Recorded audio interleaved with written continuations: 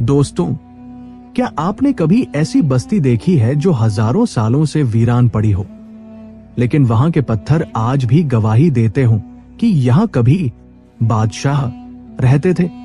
Saudi अरब के रेगिस्तान में एक ऐसी जगह मौजूद है जिसे आज मदाइन सालेह कहा जाता है। वहां जाने वाला हर इंसान हवाओं में एक अजीब सा डर महसूस करता है। ये कहानी किसी आम कौम की नहीं है। ये कहानी है दुनिया की उस वक्त की सुपर पावर की, कौम स्मूद। ये लोग इतने ताकतवर और एडवांस थे कि ये ईंट और गारे से घर नहीं बनाते थे, बल्कि बड़े बड़े पहाड़ों को मोम की तरह काटकर अपने आलीशान महल बना लेते थे। उनकी टेक्नोलॉजी और उनकी इंजीनियरिंग को देखकर आज का इंसान भी हैरान रह जाता है। लेकिन फिर सवाल यह है, इतनी ताकतवर कौम जिसके पास पहाड़ जैसे किले थे, बेहिसाब दौलत थी और लंबी उम्रें थी, वो अचानक एक ही सुबह जमीन से कैसे मिट गई? न कोई जंग हुई, न कोई फौज आई, सिर्फ एक चीख और सब कुछ खत्म। आखिर उस वादी में क्या हुआ था? वो कौन सा गुनाह था जिसने पत्थरों को तराशने वालों को पत्थरों के नीचे दफन कर दिया? चलिए इतिहास के उस पन्ने को पलटते हैं और जानते हैं इस खौफनाक अंजाम की पूरी दास्तान। इस कहानी को समझने के लिए हमें थोड़ा पीछे जाना होगा, उस खौफनाक सुबह की तरफ, जब दुनिया की पहली सुपर पावर कौम आद हमेशा के लिए खामोश हो गई थी। 7 रात और 8 दिन की उस तूफानी हवा ने सब कुछ तबाह कर दिया था। वादियों में सिर्फ टूटे हुए खंभे और वीरान खंडर बचे थे। लेकिन अल्लाह की रहमत देखिए, उसी तबाही के बीच कुछ लोग जिंदा थे। ये वो मुट्ठी भर ईमान वाले लोग थे जिन्होंने हजरत हूद अलैहिस्सलाम की बात मानी थी। जब अजाब थम गया तो हजरत हूद अलैहिस्सलाम अपने इन बचे हुए साथियों को लेकर उस वीरान जगह से निकल गए। उनके दिलों में दर्द था अपने लोगों को खोने का, लेकिन आंखों में एक नई उम्मीद भी थी। ये काफिला नंगे पैर, गर्म रेत और पथरीले रास्तों से होता हुआ एक नई जिंदगी की तलाश में चल पड़ा। उनका सफर बहुत लंबा और थका देने वाला था।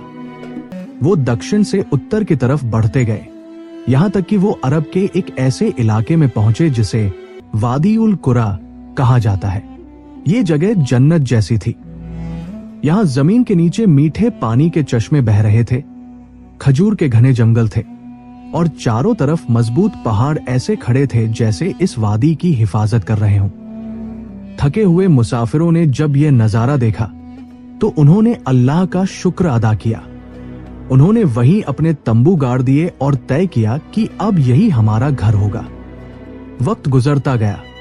हजरत हूद अलैहिस्सलाम के दुनिया से जाने के बाद सदियां बीत गई। उन बचे हुए नेक लोगों की नस्लें बढ़ने लगी। उनका खानदान फैला और एक विशाल साम्राज्य में बदल गया। यही वो लोग थे जिन्हें इतिहास में कौम स्मूद के नाम से जाना गया। अल्लाह ने उन्हें पिछली कौम यानी आद का वारिस बनाया था। उन्हें वो सारी नेमतें दी जो किसी इंसान को मिल सकती थी, ताकत, जहानत, लंबी उम्र और बेहिसाब दौलत। लेकिन इंसान की फितरत है कि जब उसे सब कुछ मिल जाता है तो वो अक्सर अपने बुरे अतीत को भूल जाता है। समूद के साथ भी यही होने वाला था।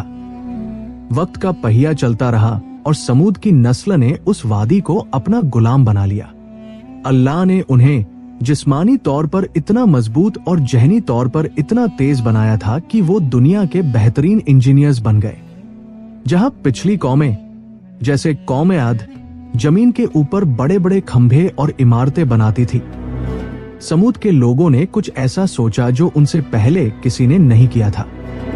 उन्होंने सोचा, जमीन पर बनी इमारतें तो तूफानों और वक्त के साथ गिर सकती हैं, क्यों ना हम पहाड़ों को ही अपना घर बना लें। और फिर वादी उल हिज्र में छेनी और हथौड़ों की वो आवाज गूंजने लगी जिसने इतिहास बदल दिया। वो लोग ठोस, काले और मजबूत पहाड़ों के पास जाते और अपनी गजब की कारीगरी से उन्हें ऐसे काटते जैसे कोई चाकू से मक्खन काट रहा हो। वो पहाड़ों के अंदर विशाल हॉल, खूबसूरत कमरे, हवादार खिड़कियां और नक्काशीदार दरवाजे तराश लेते थे। उनकी टेक्नोलॉजी इतनी एडवांस थी कि वो चट्टानों की मजबूती को समझते थे कहां से काटना है और कहां छोड़ना है ताकि पहाड़ गिरे नहीं। उनका लाइफस्टाइल बहुत ही शाही था। वो मौसम के हिसाब से अपनी जिंदगी जीते थे। सर्दियों में वो इन गर्म पहाड़ों में तराशे हुए महलों में रहते जो उन्हें सर्दी और तूफानों से बचाते, और जब गर्मियां आती तो वो वादी के बीच में हरे भरे मैदानों में बनाए गए महलों और बागों में आ जाते। अल्लाह ने उस बंजर रेगिस्तान में उनके लिए पानी के चश्मे जारी कर दिए थे। उन्होंने एक बेहतरीन इरिगेशन सिस्टम बनाया था जिससे हर खेत और हर बाग तक पानी पहुंचता था।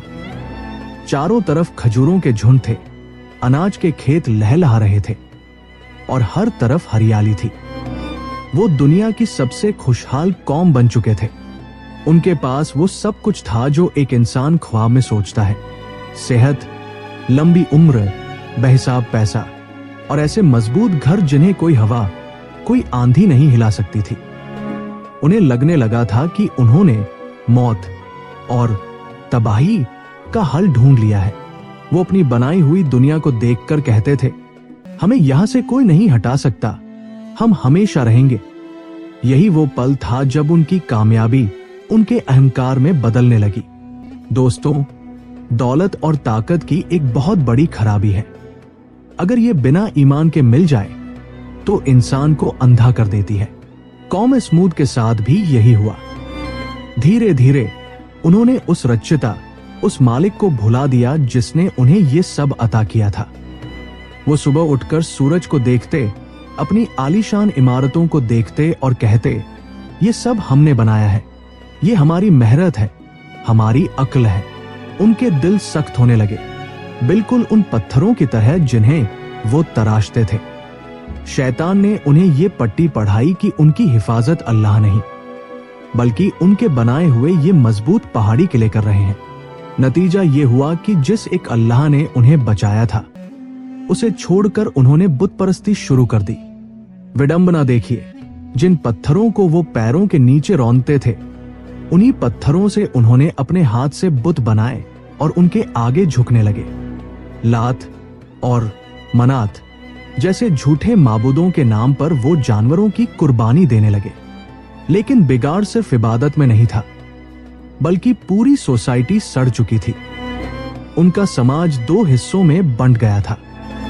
एक तरफ थे मुस्तकबिरिन, वो अमीर और घमंडी सरदार जिनके पास ताकत थी, फौज थी और पैसा था, और दूसरी तरफ थे मुस्तदफीन, वो कमजोर और गरीब लोग जिनका खून चूसा जा रहा था।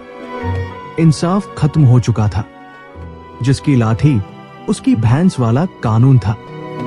कुरान हमें बताता है कि उस शहर में 9 ऐसे सरदार थे जो फसाद की जड़ थे। ये 9 लोग शहर के माफिया थे। वो लूट मार करते, गरीबों की जमीनें हड़पते और जो भी उनके खिलाफ बोलता उसे खत्म कर देते। उनका मोटो ही ये था, जमीन पर फसाद फैलाओ, सुधार मत करो। वादियों में रात रात भर शराब की महफिलें सजती, बहयाई आम थी और ताकत का नंगा नाच होता था। वो लोग अपनी ताकत के नशे में इतने चूर थे कि वो आसमान की तरफ देखकर कहते, कौन है जो हमें हरा सकता है?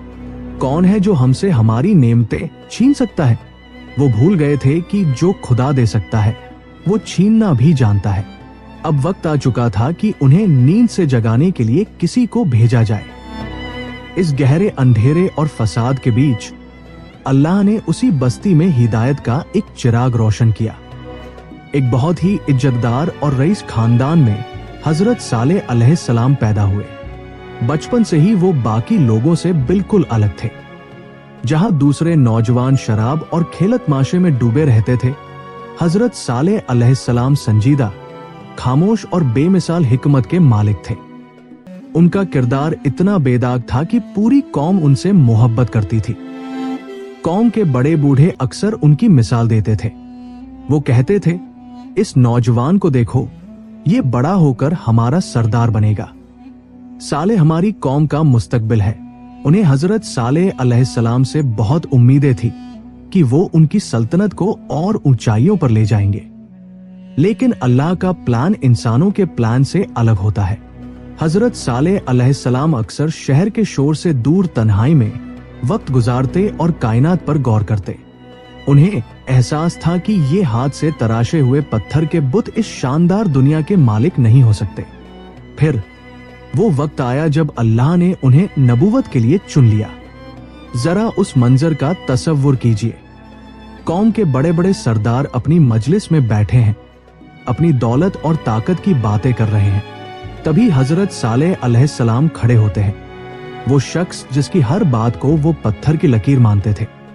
सब खामोश हो जाते हैं ये सुनने के लिए कि उनका हीरो क्या कहने वाला है। लेकिन हजरत सालेह अलैहिस्सलाम ने वो कहा जिसने उनके पैरों तले जमीन खिसका दी। उन्होंने पुकारा, ए मेरी कौम, सिर्फ एक अल्लाह की इबादत करो, उसके सिवा तुम्हारा कोई माबूद नहीं। उसी ने तुम्हें जमीन से पैदा किया और तुम्हें यहां बसाया, तो उससे माफी मांगो और उसकी तरफ पलट आओ। ये अल्फाज उन सरदारों पर बिजली बनकर गिरे। सन्नाटा टूट गया, मगर तालियों से नहीं बल्कि गुस्से और मायूसी से। वो सालेह है जिन्हें वो अपना अगला बादशाह बनाना चाहते थे। आज उन्होंने उनके धर्म, उनकी परंपरा और उनकी ताकत की बुनियाद पर चोट कर दी थी। उनका प्यार फौरन नफरत में बदल गया। सरदारों ने हिकारत से कहा, ए सालेह, इससे पहले तो तुम हमारी उम्मीदों का मरकज थे। हम तुम्हें अक्लमंद समझते थे। ये तुम्हें क्या हो गया? क्या तुम हमें उन माबूदों से रोक रहे हो जिनकी पूजा हमारे बाप दादा करते आए हैं? यकीनन तुम पर किसी ने जादू कर दिया है या तुम्हारा दिमाग चल गया है। यही सच की त्रासदी है। जब तक आप दुनिया के हिसाब से चलो, आप हीरो हैं, लेकिन जैसे ही आप हक बात कहो, दुनिया आपको पागल या बागी करार दे देती है। हजरत सालेह अलैहिस्सलाम ने उनसे कोई पैसा नहीं मांगा, कोई हुकूमत नहीं मांगी, सिर्फ उनकी भलाई चाहिए। लेकिन उन मगरूर लोगों ने अपने ही सबसे सच्चे इंसान को झुठला दिया और उनके खिलाफ प्रोपेगेंडा शुरू कर दिया। टकराव अब अपने चरम पर पहुंच चुका था। एक तरफ हजरत सालेह अलैहिस्सलाम थे जो हार मानने को तैयार नहीं थे। वो हर महफिल, हर बाजार और हर गली में जाकर लोगों को समझाते, और दूसरी तरफ वो मगरूर सरदार थे जो उनकी बातों से तंग आ चुके थे। उन्हें लगने लगा था कि सालेह की बातें अब कुछ गरीबों और नौजवानों के दिलों में असर कर रही हैं। अगर इसे रोका नहीं गया तो उनकी सत्ता और उनका सिस्टम खतरे में पड़ जाएगा। इसलिए उन्होंने एक आखिरी चाल चली, एक ऐसी चाल जिससे वो सालेह को पूरी कौम के सामने झूठा साबित कर सके और हमेशा के लिए उनका किस्सा खत्म कर दे। एक दिन जब पूरी कौम अपने एक बड़े त्योहार के लिए एक खुले मैदान में जमा थी, हजरत सालेह अलैहिस्सलाम वहां पहुंचे और उन्हें फिर डराया। तब कौम के बड़ों ने एक दूसरे को देखा और मुस्कुराए।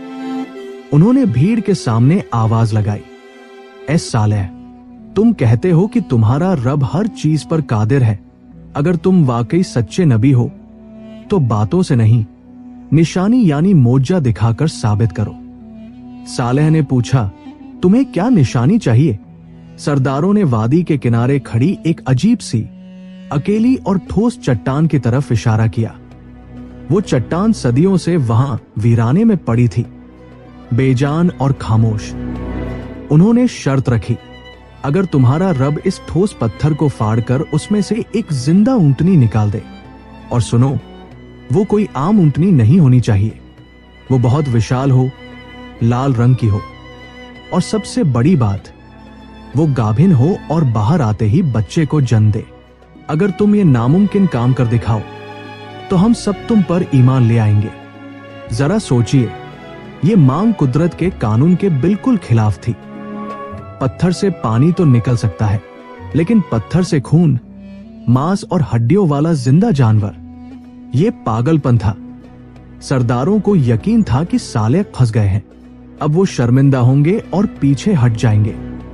लेकिन हजरत सालेह अलैहिस्सलाम घबराए नहीं। उन्होंने उन सबकी आंखों में देखा और पक्का वादा लिया, अगर मेरा रब ये कर दे तो क्या तुम वाकई ईमान लाओगे? क्या तुम अपनी जिद छोड़ दोगे? पूरी भीड़ ने एक साथ शोर मचाया, हम वादा करते हैं, हजरत सालेह अलैहिस्सलाम एक तरफ हट गए। उन्होंने वुजू किया, नमाज पढ़ी और अपने रब के सामने हाथ फैला दिए। उनकी दुआ में दर्द था, सच्चाई थी। अभी दुआ खत्म भी नहीं हुई थी कि जमीन के अंदर से एक गड़गड़ाहट सुनाई दी। वो बेजान चट्टान अचानक कांपने लगी। मंजर देखिए, वो सख्त और बेजान चट्टान जो हजारों सालों से खामोश थी, अचानक किसी जिंदा चीज की तरह तड़पने लगी। जमीन में तेज कंपन हुआ, धूल का एक गुबार उठा और फिर एक ऐसी तेज आवाज आई जैसे पहाड़ फट रहा हो। भीड़ की सांसें थम गई, सबकी आंखें फटी की फटी रह गई। उस चट्टान के बीचों बीच एक दरार पड़ी और फिर कुदरत के उस कानून को तोड़ते हुए जिसे इंसान जानता था, पत्थर के पेट से एक जिंदा विशालकाय और लाल रंग की ऊंटनी बाहर निकल आई। ये कोई नजर का धोखा नहीं था, कोई जादूगरी नहीं थी। ये हाड़ मांस और खून से बनी एक हकीकत थी। और जैसा उन्होंने मांगा था, वो ऊंटनी बाहर आते ही अपने घुटनों पर बैठी और उसने फौरन एक बच्चे को जन्म दिया। जो चीज कुछ पल पहले एक पत्थर थी, अब वो अपने बच्चे को चाट रही थी। अल्लाहू अकबर हजरत सालेह अलैहिस्सलाम की जुबान से निकला। ये अल्लाह की खुली निशानी थी। नाकतुल्लाह यानी अल्लाह की ऊंटनी। उस वक्त वहां सन्नाटा इतना गहरा था कि आप सुई गिरने की आवाज सुन सकते थे। फिर अचानक शोर मच गया। कुछ लोग जो दिल के साफ थे, वो उसी वक्त सिजदे में गिर गए। वो रोते हुए कहने लगे, बेशक हजरत सालेह अलैहिस्सलाम सच्चे हैं, हमारा रब सच्चा है। लेकिन इंसान का अहंकार कितना अजीब होता है। वो सरदार जिन्होंने अपनी आंखों से ये मोजा देखा, जिनके वादे पर यह सब हुआ था, वो अपनी बात से फिर गए। उनके चेहरे गुस्से और शर्मिंदगी से लाल हो गए। बजाय ईमान लाने के उन्होंने कहा, यह तो बहुत बड़ा जादू है, सालेह ने हमारी आंखों पर पर्दा डाल दिया है। हजरत सालेह अलैहिस्सलाम ने उन्हें रोका और अल्लाह का फरमान सुनाया, देखो ये अल्लाह की ऊंटनी है, तुम्हारे लिए एक खुली निशानी। अब ये वादी सिर्फ तुम्हारी नहीं है, इसे अल्लाह की जमीन पर जहां चाहे चरने दो, खाने दो। खबरदार, अगर किसी ने इसे बुरी नीयत से हाथ भी लगाया तो याद रखना, एक दर्दनाक अजाब तुम्हें उसी वक्त पकड़ लेगा। ये ऊंटनी अब उनका इम्तिहान बन चुकी थी, एक चलता फिरता टेस्ट जो हर रोज उनकी आंखों के सामने रहता था। लेकिन क्या एक मगरूर कौम अपनी जमीन और अपने पानी पर किसी जानवर का हक बर्दाश्त कर सकती थी? यही वो सवाल था जिसने उनकी किस्मत का फैसला करना था। अब वादी उल हिज्र में एक नया और बेहद अजीब निजाम शुरू हुआ, जो उस कौम के लिए एक सख्त इम्तिहान था। अल्लाह ने हजरत सालेह अलैहिस्सलाम के जरिए पानी के बंटवारे का एक कानून बना दिया था। कुरान कहता है, इसके पानी पीने की एक बारी है और तुम्हारे पानी पीने की एक मुकर्रर बारी है। मंजर कुछ ऐसा था कि जिस दिन वो विशालकाय ऊंटनी बस्ती के कुएं की तरफ आती तो उसके भारी भरकम कदमों से जमीन धमकती थी। वो इतनी बड़ी थी कि जब वो कुएं पर मुंह लगाती तो एक ही सांस में सारा पानी पी जाती थी। कुएं का लेवल बिल्कुल नीचे चला जाता था। उस दिन किसी इंसान या किसी दूसरे जानवर को पानी लेने की इजाजत नहीं थी। लोगों को अपनी बारी के दिन ही 2 दिनों का पानी जमा करके रखना पड़ता था। जरा सोचिए, एक पूरी सुपर पावर कौम जो अपनी मर्जी की मालिक थी, अब उसे एक जानवर के शेड्यूल के हिसाब से अपनी जिंदगी चलानी पड़ रही थी। यह बात उनके गुरूर को अंदर ही अंदर काट रही थी। लेकिन अल्लाह का इंसाफ देखिए, उसने इस इम्तिहान के बदले उन्हें एक बहुत बड़ा इनाम भी दिया था। जिस दिन ऊंटनी पानी पीती, उस दिन वो इतना दूध देती थी कि पूरी कौम के बर्तन भर जाते थे। हजारों गैलन खालिस और मीठा दूध। हर गरीब, हर बच्चा, हर बूढ़ा पेट भरकर दूध पीता और अपने मटकों में जमा भी कर लेता। यह अल्लाह की रहमत थी कि पानी के बदले दूध मिल रहा था। जो गरीब और कमजोर लोग थे, वो तो खुश थे और अल्लाह की इस निशानी की इज्जत करते थे। मगर वो मगरूर सरदार और अमीर लोग इस बरकत को नहीं देख रहे थे। वो सिर्फ अपनी आजादी छीनते हुए देख रहे थे। उन्हें यह बर्दाश्त नहीं था कि हजरत सालेह अलैहिस्सलाम का रब उनके संसाधनों को कंट्रोल करे। वो अपनी महफिलों में फुसफुसाते, देखो हमारे जानवर प्यासे मर रहे हैं, हमें पानी जमा करने की मशक्कत करनी पड़ रही है, और ये सब सिर्फ इस एक ऊंटनी की वजह से। क्या हम इतने गिर गए हैं कि अब एक जानवर हम पर हुकूमत करेगा? ऊंटनी जब भी उनके महलों के पास से गुजरती, उनकी आंखों में नफरत की आग जल उठती। ये ऊंटनी अब सिर्फ एक जानवर नहीं थी, बल्कि उनकी हार और हजरत सालेह अलैहिस्सलाम की सच्चाई का एक जीता जागता सबूत थी। और जालिम कभी भी अपनी हार को लंबे समय तक बर्दाश्त नहीं करता। अब वादी में एक खौफनाक साजिश की बू आने लगी थी। शैतान ने अपना काम शुरू कर दिया था। शैतान कभी भी सीधे वार नहीं करता, वो हमेशा इंसान की ख्वाहिशों का इस्तेमाल करता है। वादी उल हिज्र में नफरत का बारूद बिक चुका था, बस एक चिंगारी की जरूरत थी, और वो चिंगारी 2 औरतों ने सुलगाई। रिवायतों में आता है कि सदूक और अनीजा नाम की 2 अमीर और फसादी औरतें थी, जो हजरत सालेह अलैहिस्सलाम और उस ऊंटनी से सख्त नफरत करती थी। सदूक बेहद खूबसूरत और मालदार थी, लेकिन उसका दिल काला था। उसने अपनी दौलत और अपनी इज्जत का सौदा किया। उसने ऐलान कर दिया, जो कोई उस ऊंटनी की गर्दन काटेगा, मैं अपनी सारी दौलत और खुद को उसके हवाले कर दूंगी। दूसरी तरफ अनीजा ने अपनी खूबसूरत बेटियों का रिश्ता उस कातिल को देने का वादा किया। इस लालच और हवस ने शहर के सबसे बदमाश लोगों को जगा दिया, और यही एंट्री हुई इतिहास के सबसे बदबख्त इंसान की। उसका नाम था कुदार बिन सालिफ। वो लाल रंग का, नीली आंखों वाला, छोटी गर्दन का एक खूंखार शख्स था, जो अपनी ताकत और दरिंदगी के लिए मशहूर था। वो शराब के नशे में धुत रहता था और किसी को भी मारने से नहीं हिचकिचाता था। कुदार ने अपने 7-8 और लोगों को मिलाया। ये वही 9 फसादी थे जिनका जिक्र कुरान में आया है। एक अंधेरी रात में शराब के दौर चले और एक खौफनाक कसम खाई गई। उनकी मीटिंग का एजेंडा साफ था, आज रात इस किस्से को खत्म कर देंगे।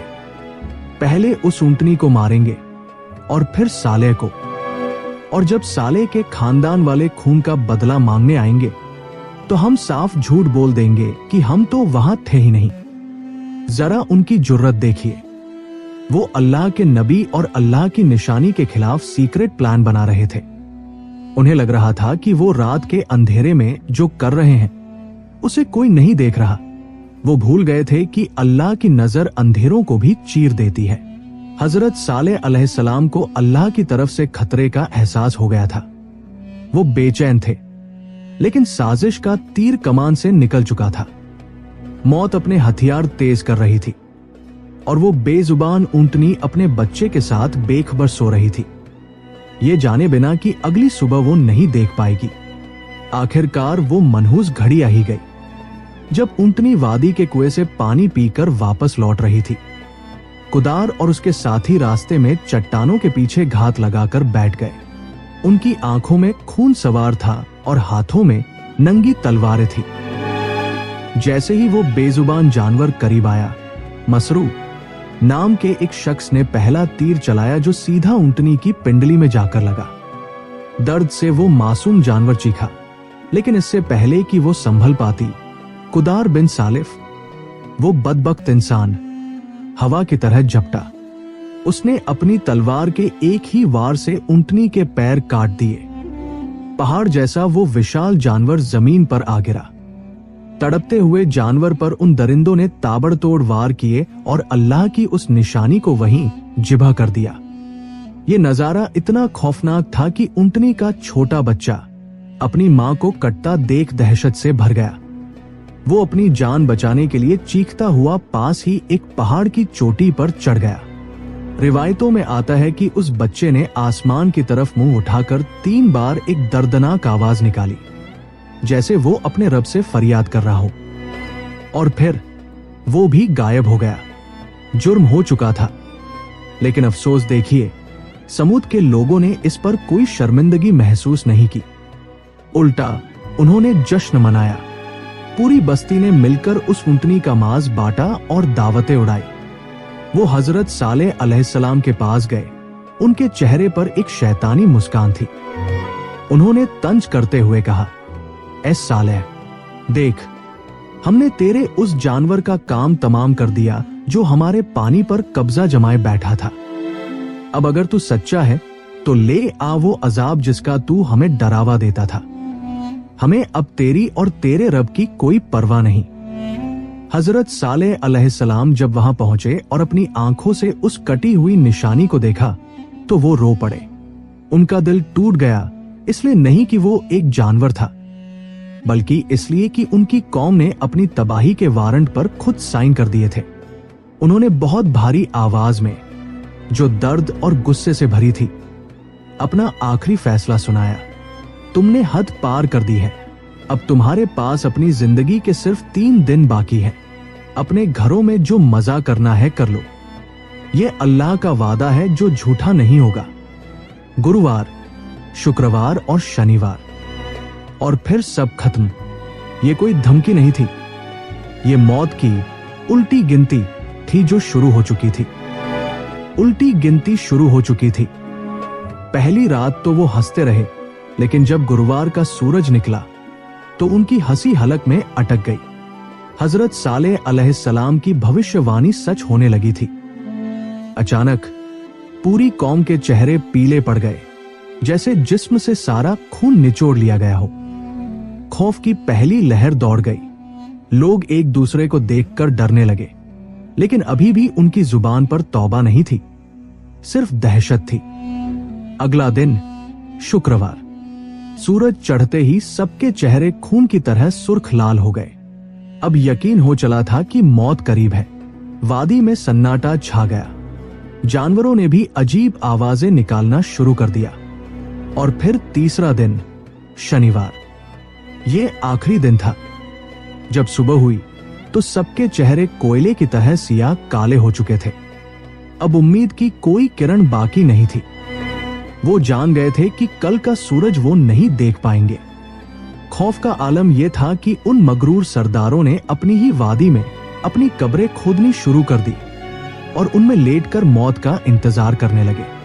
रविवार की सुबह सूरज अपनी पूरी चमक के साथ निकला। हजरत सालेह अलैहिस्सलाम और ईमान लाने वाले चंद लोग अल्लाह के हुक्म से बस्ती छोड़कर एक महफूज जगह जा चुके थे। पीछे रह गई थी वो बदनसीब कौम। सब कुछ बिल्कुल शांत था। फिर अचानक आसमान से एक ऐसी भयानक आवाज आई जिसे कुरान ने सईहा कहा है। ये कोई बम धमाका नहीं था, ये एक चीख थी, एक ऐसी फ्रीक्वेंसी जिसने फिजिक्स के सारे कानून तोड़ दिए। जमीन के नीचे जलजला आया और ऊपर से वो कड़कती हुई आवाज। यह आवाज इतनी तेज थी कि उसने उनके दिमाग की नसों को फाड़ दिया। उनके दिल उनके सीने के अंदर ही फट गए। एक ही लम्हे में, बस एक ही पल में, वो सुपर पावर, वो पहाड़ तराशने वाले मजबूत लोग अपने ही आलीशान महलों में औंधे मुंह गिर पड़े। न किसी को भागने का मौका मिला, न चीखने का। कुरान कहता है वो ऐसे राख के ढेर बन गए जैसे वो वहां कभी बसे ही नहीं थे। उनकी अकड़, उनका सोना, उनके किले, सब कुछ वही धरा का धरा रह गया। जब सब खत्म हो गया तो हजरत सालेह अलैहिस्सलाम ने नम आंखों से उस वीरान बस्ती की तरफ देखा और भारी दिल से कहा, ए मेरी कौम, मैंने तुम्हें अल्लाह का पैगाम पहुंचाया था, तुम्हारा भला चाहा था, लेकिन अफसोस तुम नसीहत करने वालों को दोस्त नहीं रखते थे। दोस्तों, मदाइन सालेह के वो खंडर आज भी सऊदी अरब में मौजूद है, गवाही देते हुए कि ताकत और टेक्नोलॉजी इंसान को नहीं बचा सकती अगर उसके पास इंसानियत और अल्लाह का डर न हो। कौम समूद को उनकी ताकत ने नहीं, उनके गुरूर ने मारा। अगर आपको इतिहास की ये रोंगटे खड़े कर देने वाली कहानी पसंद आई हो तो वीडियो को लाइक जरूर करें। कमेंट्स में बताएं कि अगली बार आप किस कौम या किस नबी की कहानी सुनना चाहेंगे। और ऐसी ही बेहतरीन स्टोरीज के लिए चैनल को सब्सक्राइब करना मत भूलना। मिलते हैं अगले एपिसोड में। अल्लाह हाफिज।